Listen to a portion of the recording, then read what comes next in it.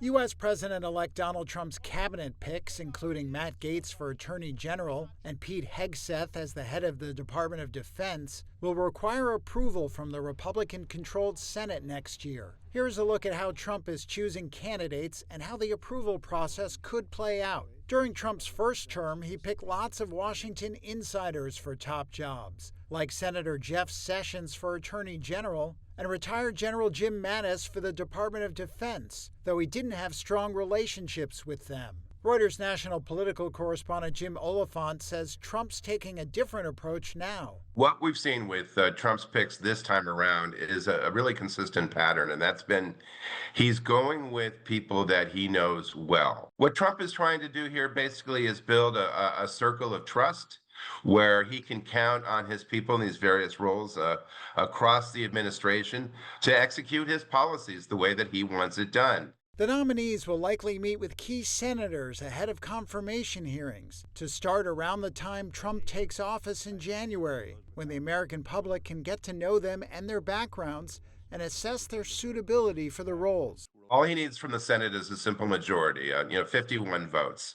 And so they have a few votes over that, which even allows a senator or two perhaps to not go along with a particular nominee.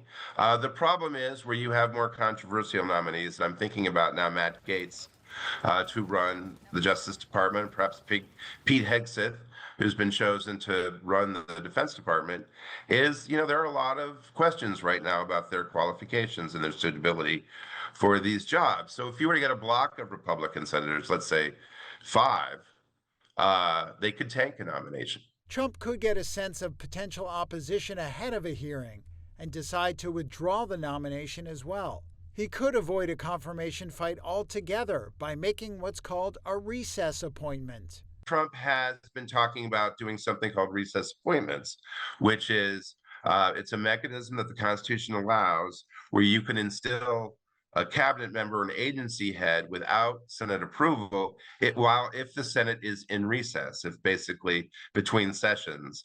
The appointment lasts for 2 years, and it has been done in the past as a way to sort of bypass the confirmation process.